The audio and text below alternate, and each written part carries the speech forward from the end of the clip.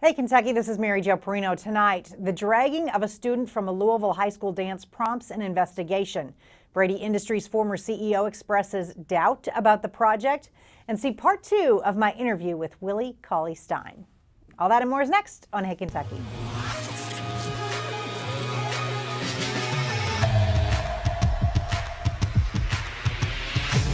Welcome to Hey, Kentucky, alongside Drew Franklin, who is still recovering from a 9 o'clock game 2 days ago. I'm getting old. Those night games, they wear me out.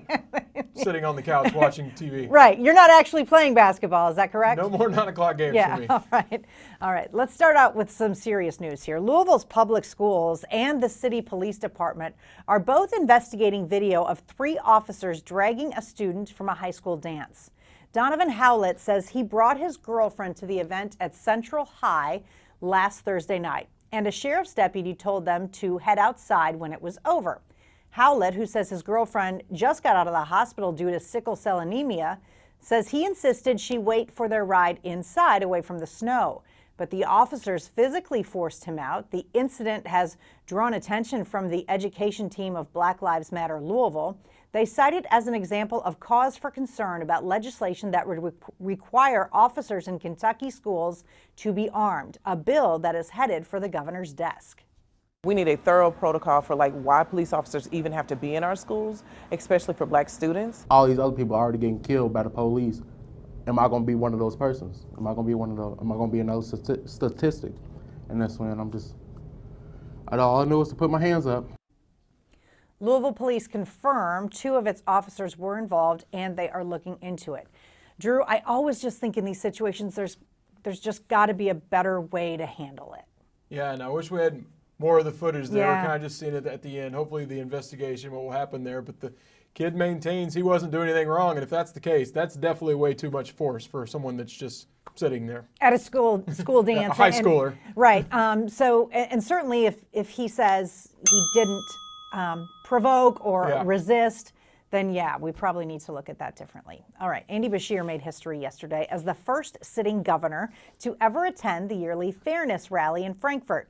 Beshear stood next to lawmakers and advocates to show his support for pro-LGBTQ plus legislation that includes a statewide fairness ordinance that bans discrimination on employment, housing, and public accommodations for people in the LGBTQ community.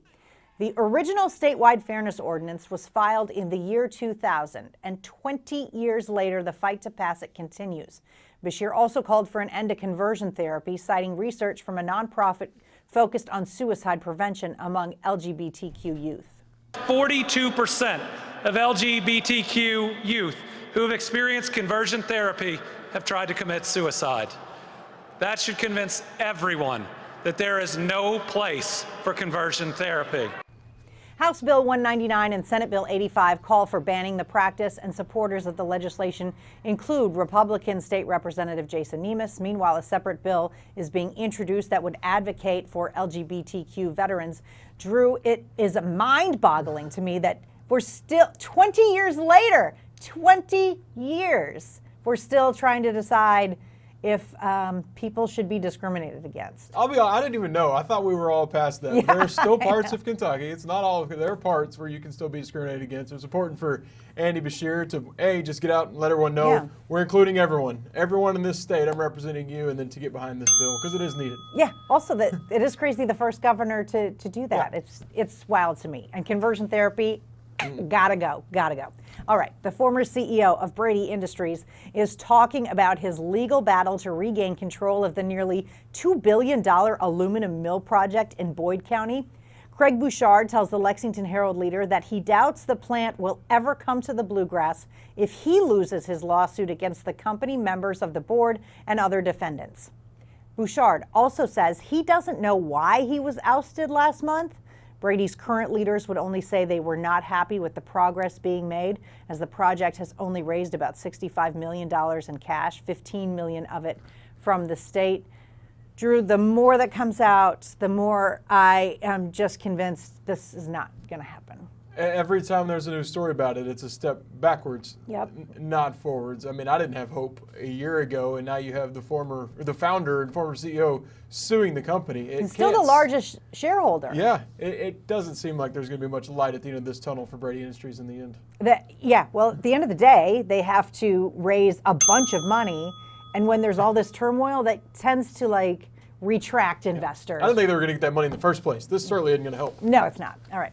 Let's turn to UK basketball. Two of the team's top performers went down with injuries during the game against LSU Tuesday night. Drew did stay awake to see that. The latest word today was their day-to-day. The Cats had a 7-point lead with just over 7 minutes left in the game when Ashton Higgins dove for a loose ball after being helped to the locker room.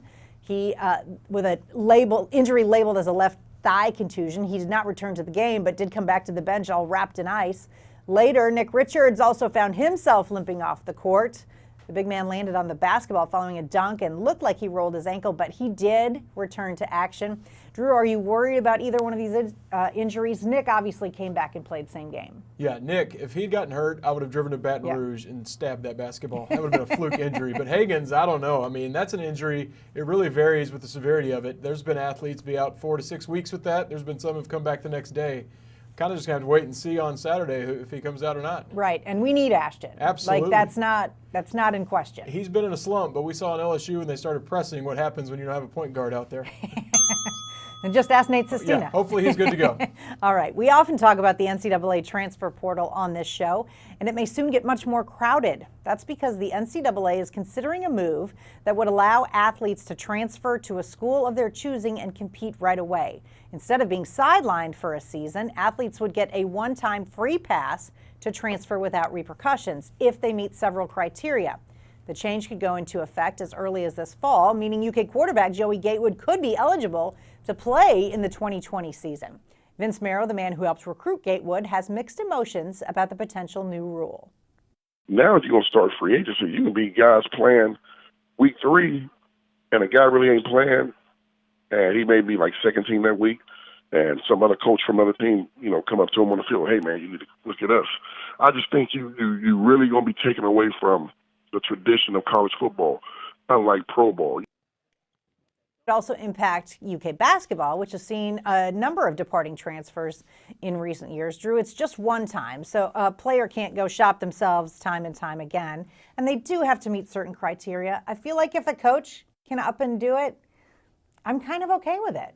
Yeah, in most cases, it's what will be best for the player, I assume. But I feel like they'll have to do some kind of policing, or you'll have coaches just calling schools and stealing players. Can't be tampering. And on the football end, I don't know how you monitor. There's just so many players everywhere. Yeah. I don't know how you monitor that. Basketball, UK basketball would win because Yes. we'd get every year a guy at a mid-major that had a big season would want to go play for UK. So basketball, I think it'd be good. Football seems like it'd be a mess. Right, but also, I mean, if a player wants to Yeah. transfer that badly, Circumstances they don't change. want to be here. I like they're allowed once. Yeah. One time. All right. Now to our weekly feature on Hey Kentucky. What's the beef?